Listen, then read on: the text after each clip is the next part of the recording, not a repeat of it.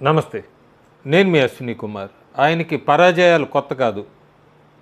ఆయన లోకనాయకుడు అంటారు, జననాయకుడు అంటారు. తొందరగా సెంచరీ పరాభవాలకి చేరువలో ఉన్న నాయకుడు.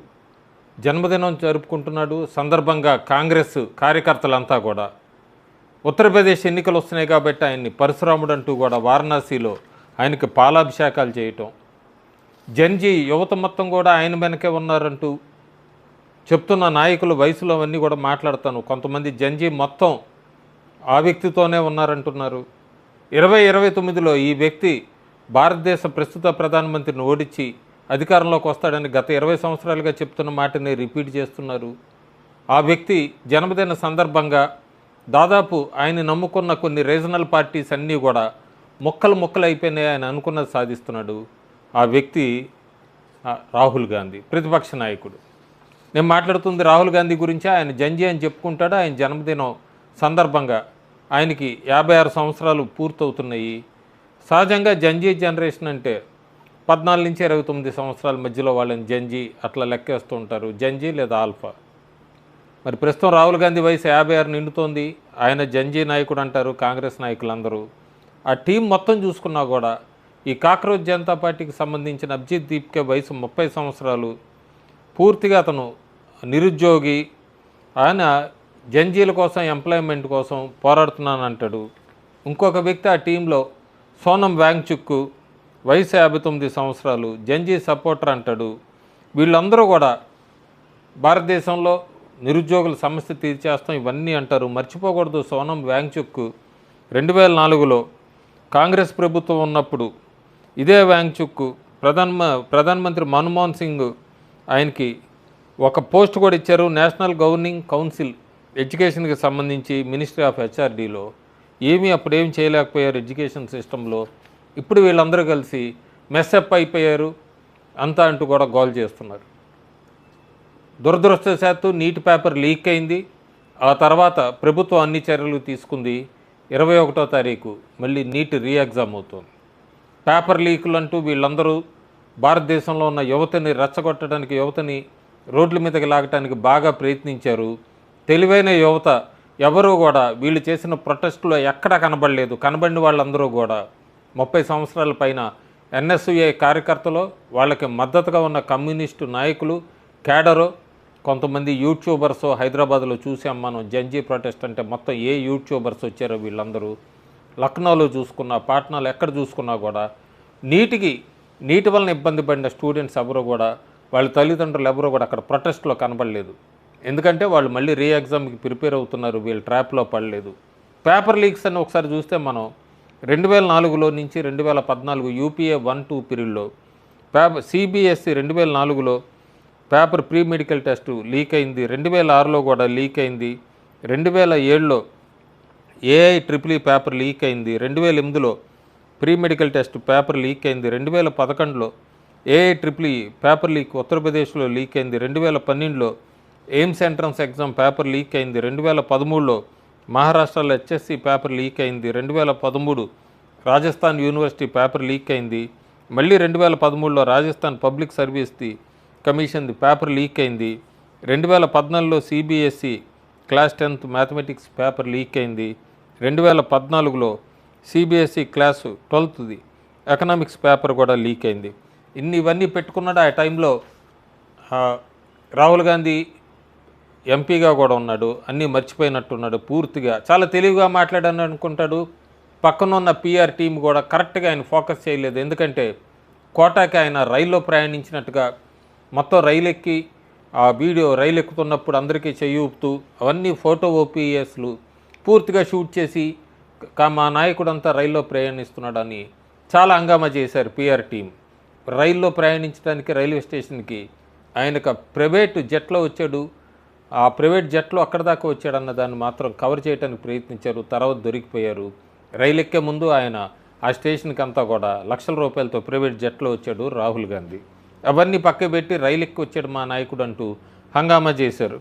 చాలా పూర్తిగా రాహుల్ గాంధీ కానీ కాంగ్రెస్ ఎలా మాట్లాడతారంటే, పూర్తిగా భారతదేశం ఇదిగో ప్రధానమంత్రి మోడీ ప్రభుత్వం ఇప్పుడు ప్రస్తుతం ఈ 5 ఎగ్జామ్ల కోసం చాలా ఖర్చు పెట్టేస్తోంది.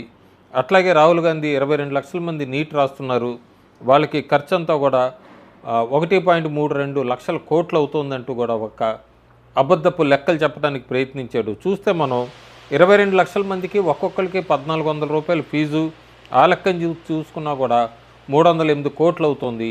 మరి 1.32 లక్షల కోట్లు లెక్క ఆయన ఎక్కడి నుంచి ఎవరిని మోసం చేద్దామని ఆ స్టేట్మెంట్ ఇచ్చాడో ఆయన ఆలోచించుకోవాలి. పూర్తిగా మనం చూస్తే ఆ ఫీజు, ఆ డబ్బులు కూడా మళ్ళీ నీట్ ఎగ్జామ్ కండక్ట్ చేయడానికి వాటన్నిటికీ కూడా సెంటర్స్కి వీళ్ళన్నిటికీ కూడా ఖర్చు అవుతుంది.